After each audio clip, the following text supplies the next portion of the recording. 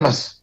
Pero déjeme saludar en estos momentos, agradecerle su generosidad al maestro, al escritor Fabricio Mejía, a quien me da mucho gusto saludar en este espacio libre como el viento. Fabricio, ¿cómo te va? Muy buenas tardes.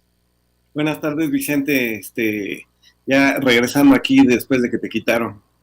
Pues sí, carajo, no nos dejan en paz. ¿Por qué no se van ¿Por qué no se van allá con Loretito, hombre, en lugar de estarnos tumbando la transmisión? Pero bueno, vámonos con lo que hay, mi querido Fabricio. Déjame preguntarte, ¿qué piensas? Me llama mucho la atención que el New York Times asegure que a Tomás Cerón no lo extraditan por el posicionamiento de México sobre Palestina. Hay que recordar que Tomás Cerón de Lucio es buscado por las autoridades mexicanas y se encontraría escondido en Israel. Preparémonos pues para ver cuál es la reacción por el posicionamiento del presidente en el tema de Cuba, en el tema de Venezuela. No, pues así está camarón la cosa, ¿no, Fabricio? Sí, imagínate que las relaciones internacionales se manejaran en ese caos que supone el New York Times, ¿no? Donde digamos, los acuerdos entre policías, la Interpol, etcétera, obedecieran a este tipo de vaivenes de la política exterior, de las situaciones del posicionamiento de México en política exterior, que además nunca ha sido otro en este gobierno que el que dice la Constitución. Y entonces me pareció extraña la nota, no sé si así se manejan las cosas, pero lo que sí es cierto es que Israel ha servido de refugio para personajes como Tomás Herón, para personajes como Andrés Roemer, que son perseguidos por la justicia mexicana y se van a ocultar ahí. En algún momento España también ha servido como esto, ha sido protegida, digamos, por el manto de los monárquicos. Así fue el caso de Enrique Peña Nieto, por ejemplo, ¿no? Y Estados Unidos, digamos, mismo ha dejado de ser refugio de los delincuentes de cuello blanco en México porque pues ahí hay un juez en Brooklyn que pues es el que ha acusado no solamente a García Luna y a García Luna pequeño y a los demás, sino también porque también tuvo el caso en sus manos de Nexium, ¿no? Entonces ahí ya no se puede, pero me pareció extraño que se manejara así. Si esto es así, realmente nos espera un batidillo de principios, reglamentos, etcétera, donde se confunden los acuerdos policíacos con la política exterior de los países. Imagínate tú. Imagínate, Fabricio. Oye, y hablando de expresidentes, porque mencionabas a Enrique Peña Nieto, ahora expresidentes como Fox, como Calderón, se unen en el tema de Cuba para respaldar al pueblo de Cuba. Estos personajes que han llamado dictador a López Obrador, ahora van contra la dictadura en Cuba, porque cuidado, Fabricio, cuidado, ya no vamos camino a Venezuela, vamos a convertirnos en la siguiente Cuba. No, estos no tienen remedio, Fabricio, pero dame tu opinión y perdón por mi sarcasmo. No, sí, tienes toda la razón.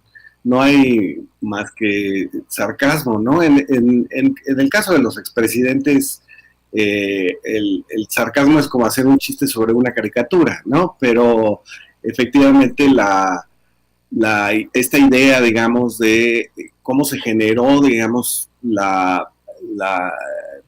opinión pública internacional sobre la base de fotografías falsas, videos falsos, es decir, videos que habían sido tomados en Nicaragua, que habían sido tomados en Sudáfrica, que habían sido tomados incluso la famosa fotografía que exhibió Artículo 19 y un congresista republicano de los Estados Unidos, bueno, pues era el malecón, digamos, de El Cairo, en Egipto, y no necesariamente, porque no tenían fotos de represión, no tenían fotos de, de, de las protestas multitudinarias que ellos decían en Cuba, ¿no? Yo no sé si nuestro público vio este video del J de Prensa Alternativa que transmite desde Lima, cómo el J analizó todos los videos y lo único que, bueno, no encontró manifestaciones de más de 100 personas, pero sí encontró en todas las manifestaciones, las 12 concentraciones que hubo en la isla, este letrerito de Cuba Decide o Cuba Decide, que pertenece a una fundación en Miami que tiene relaciones con Marco Rubio y con el supuesto gobierno de Juan Guaidó. Entonces, ahí, digamos, estamos hablando de una operación que en el caso de México incluye a Acción Nacional, y que fue este zafarrancho que trataron de armar a las afueras de la embajada cubana en México, con muy pobres resultados. Se les revirtió absolutamente todo porque este señor de Acción Nacional, del Yunque, de la parte más rancia, de la derecha sinarquista mexicana, acabó diciéndole negro, maricón a un pobre guardia de la embajada cubana, y entonces se revirtió. Pero es parte, digamos, fue parte Acción Nacional de este entramado para generar la idea de que en Cuba había una protesta parecida a la del 94, ahora con el tema de la pandemia, y los expresidentes se olvidan que, digamos, esas protestas que existen, aunque no son tan multitudinarias, no son producto más que del bloqueo de medicinas, de productos que se impide que lleguen a la isla, y no precisamente de un mal manejo de pandemia, ¿no? Hay una comparación por ahí de dos poblaciones, digamos, muy parecidas en lo numérico, no en lo social, pero en lo numérico, de Bélgica y Cuba, 11 millones, y cómo se comportó de una manera desastrosa en Bélgica y no así en Cuba. Oye, Fabricio, esto es parte del modus operandi o vivendi, ya tú me dirás, de medios de comunicación, de personeros, de mercenarios que se la pasan pues generando narrativas desde medios formales o desde redes sociales. Y te lo pregunto porque esto es importante en tiempos de mentiras, o que antes era montajes, Loret. Esto es importante porque son al fin y al cabo montajes para pues confundir a la gente, o para pues para todo este ruido que se ha generado. Sí, imagínate que el J desde Lima analiza los audios donde se dice abajo la dictadura, muera el comunismo, no sé qué, y jamás ubica en ninguno de los videos una cara que esté diciendo esta consigna, donde se esperaría que efectivamente las consignas fueran más sobre las medicinas o sobre las vacunas, ¿no?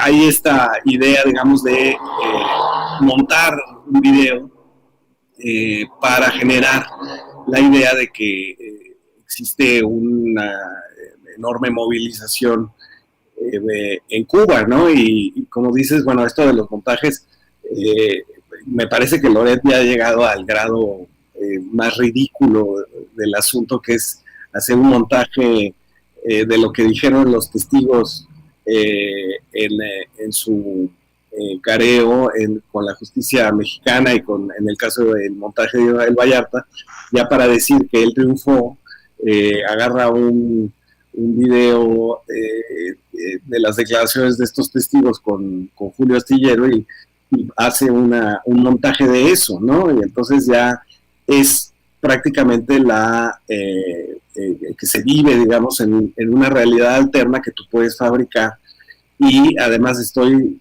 convencido de que no le queda ninguna duda de que eso es real, ¿no? De que él salió triunfante de ese juzgado, y no exhibido como parte de ese otro engranaje que hubo en México, que era la Secretaría de Protección de Seguridad Pública, de García Luna, que hizo miles de montajes que exhibía a la gente detenida como si fuera ya un delincuente sentenciado, y que produjo telenovelas, produjo spots publicitarios, etcétera, cuando ahora sabemos el señor García Luna estaba protegiendo al cártel de Chapo Guzmán desde una posición privilegiada en el Estado mexicano, ¿no?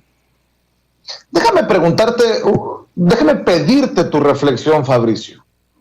¿Está sentenciada la sociedad mexicana? Déjame enfocarme en México porque este tema es mundial, pero ¿está sentenciada la sociedad mexicana a este ruido, a las mentiras, a medios que no castigan a sus comunicadores o periodistas por mentir, que los mantienen por negocio? ¿Estamos sentenciados a seguir aguantando medios de comunicación con intereses muchas veces inconfesables, que generan montajes, generan silencios o de plano cuentan mentiras? Te lo digo por este caso y por los que vemos. Yo estaba tratando de analizarle para la audiencia en estos días la trascendencia de un quién es quién en las mentiras, por ejemplo, en Palacio Nacional. Bueno, es controversial, algunos dicen que es un despropósito absoluto, vamos a debatirlo. Bueno, entonces hablemos de la trascendencia de exhibir desde medios independientes a esos que mienten arteramente. ¿Cómo ves esta realidad y esto que te planteo? Porque yo creo que parte de la democracia para una sociedad es tener acceso a medios confiables o a la libertad de expresión, pero muchos, apelando a la libertad de expresión, la tuercen para mentir, y eso no es libertad de expresión, Fabricio. ¿Cómo ves esto que te planteo? Yo sí considero que es fundamental en esta transformación y lo que se nos viene. Sí, yo creo que aquí lo que no es libertad de expresión es gritar fuego en un cine cuando no hay, ¿no? Que eso es lo que hacen muchos de estos medios, ¿no? Lo que hacen es decir, fuego, no hay medicamentos para el cáncer, etcétera, etcétera.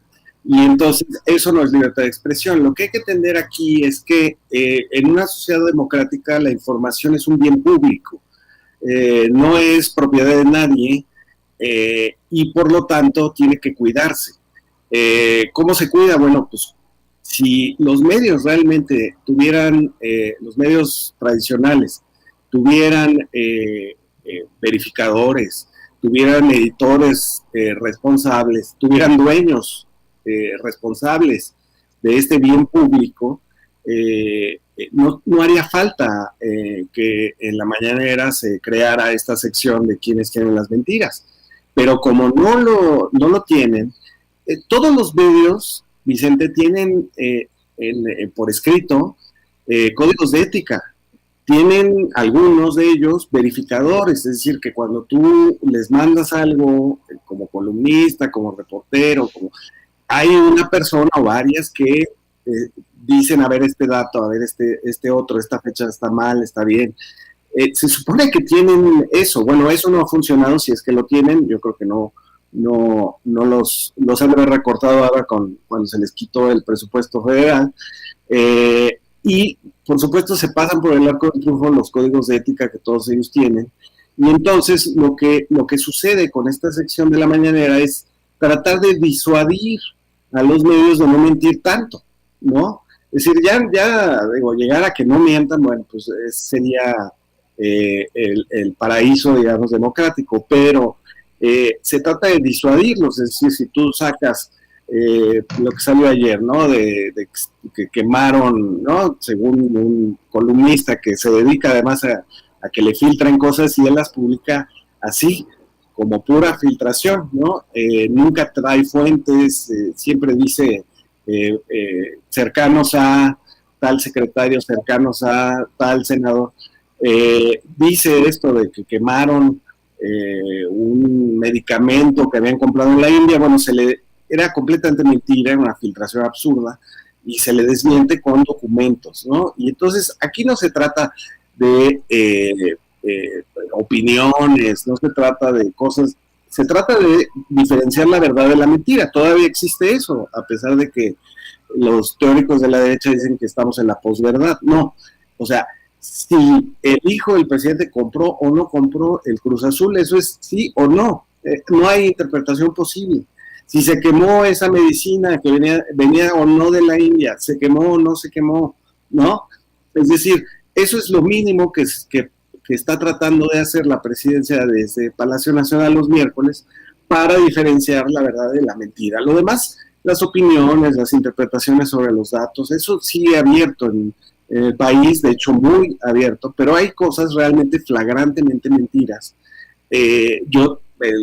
Cuando empezó esto hice una lista de 20 y tantas, 8 columnas del periódico Reforma y del periódico El Universal, donde flagrantemente hubo mentiras, fueron desmentidas el mismo día, y el periódico, o el medio, digamos, jamás atendió al derecho de réplica.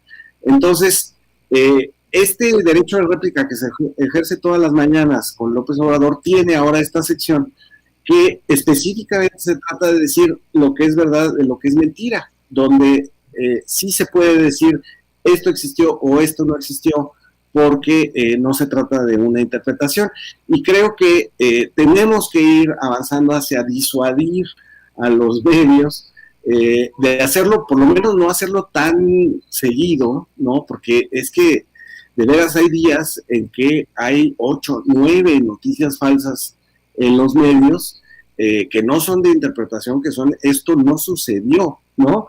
Y entonces hay que desmentirlas. ¿Quién las desmentiría? ¿Quién cuida ese bien público si no lo cuidan los propios medios de comunicación? Lo jodido es que haya medios que solapen a sus personajes, ¿no? O sea, son exhibidos, pero les siguen publicando. Mienten, son desmentidos, pero siguen al aire. Ese es el gran problema en estos momentos en nuestro país, que sigue siendo un buen negocio mentir, callar o torcer la verdad. Al final, pues es mi opinión y es punto y aparte. Fabricio, te agradezco mucho que nos acompañes. ¿Por qué no cerramos invitando a la gente a las trincheras en donde participas, las mesas de análisis, tus redes? ¿Por qué no nos compartes, Fabricio? Sí, estoy en Twitter como Fabricio Mejía, los lunes con Carmen Aristegui, los sábados en el periódico La Jornada. Te mando un abrazo, maestro. Como siempre es un placer saludarte. Un abrazote, Vicente. Cuídese. Bueno, a ver,